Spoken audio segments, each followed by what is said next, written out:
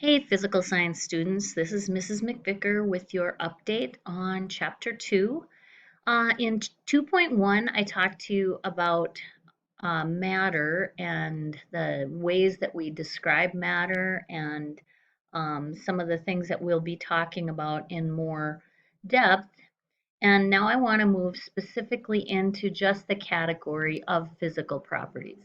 When we think of physical properties, remember these are things that can be observed without having to change the makeup of whatever material you are looking at.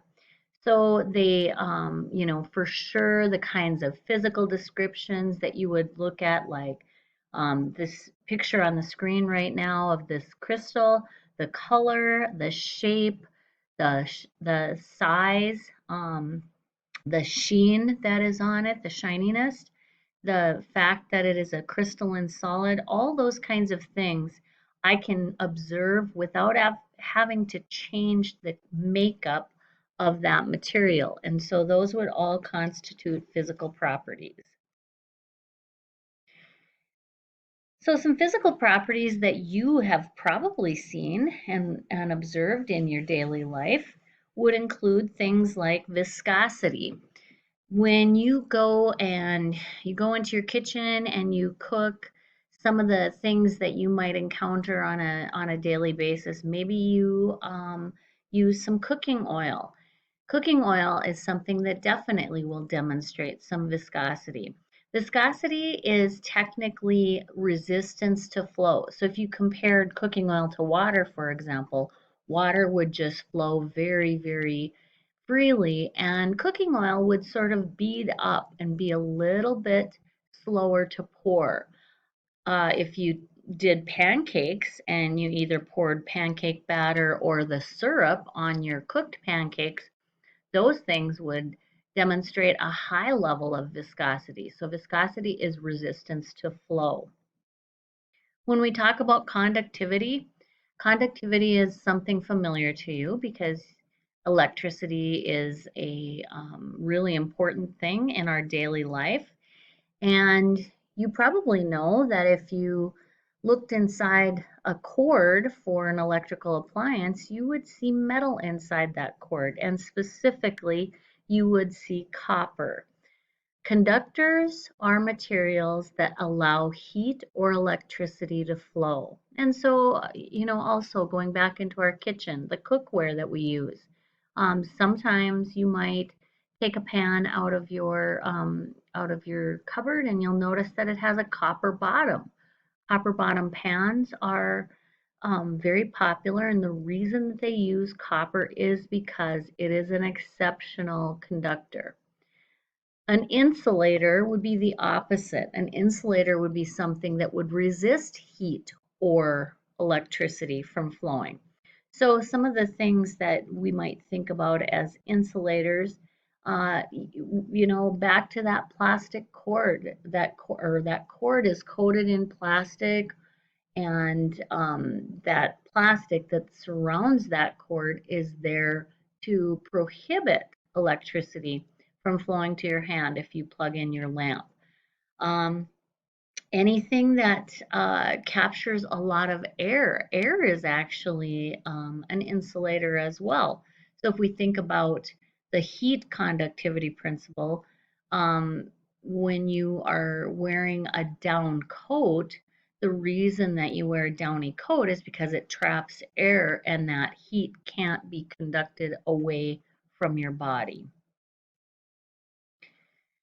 Malleability, the picture that you see on the screen on the left, the shiny metal, if you think of something like aluminum foil or any kind of material that is shaped in a very thin sheet that's a metal, metals are malleable for the most part, and malleability means that it can be shaped into all kinds of different shapes. Well, just think of the body of a car. We know that the body of a car has a very particular shape, and we're able to do that because of the metals. Ductility refers to the ability to be pulled into a wire. Jewelry, if you think of necklaces, bracelets, that the wires that make up your jewelry we're able to have those because of metal's ductility. Melting and boiling points. On the left-hand side, there is a good diagram that compares water in various states. And I like this diagram because it also shows the molecules of water and the relative distance between those molecules in the various states of water, solid, liquid, and gas. And if we think of the conversion of water from a solid, which would be ice, to the liquid form, that's the melting point. If we think of the conversion of water from the liquid to the gaseous form, that would be the boiling point, also called the vaporization point.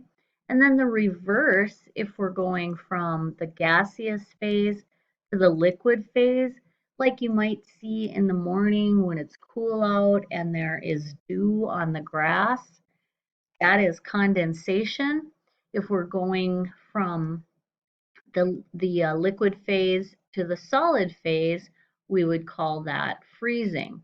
And all of these are accompanied by a specific temperature. And so the melting and the boiling points are important to us because, again, that's consistent according to the material. It can be used as an identifiable physical characteristic.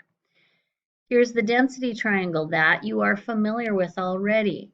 You see a density column similar to the one that I showed you earlier.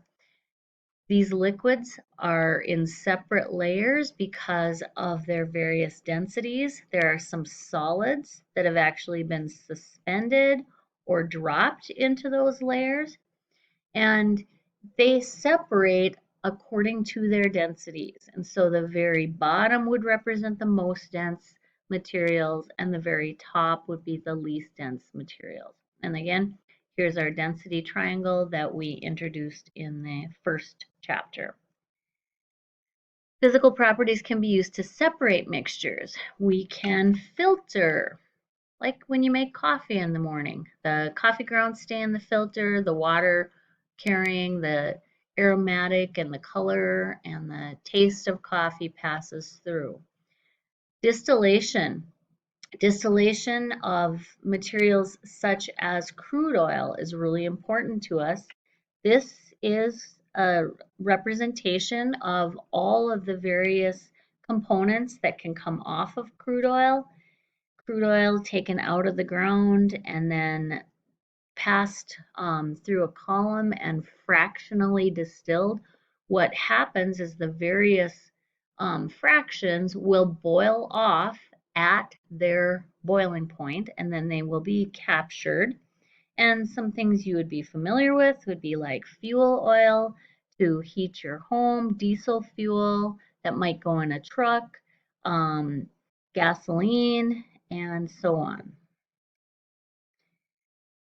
Physical changes. When we observe a physical change, one thing that you need to keep in mind is that the substance, whatever it is, does not change in composition. The composition of that substance is the same before and after. Let me just go back to water, these two frames right in the middle, melting an ice cube or boiling water. In both of those circumstances, the only thing that's changing about water is the state of matter, and it's still water. Crushing a can, for example, you have aluminum before and you have aluminum after. The shape is different. You could even rip it in half. It's still going to be aluminum. So a physical change doesn't change the properties that define the composition. It does change things like size, shape, state of matter. All of those things could possibly be changed. That's it for today. Next up would be 2.3, where we're going to talk a little bit about chemical changes. See you soon.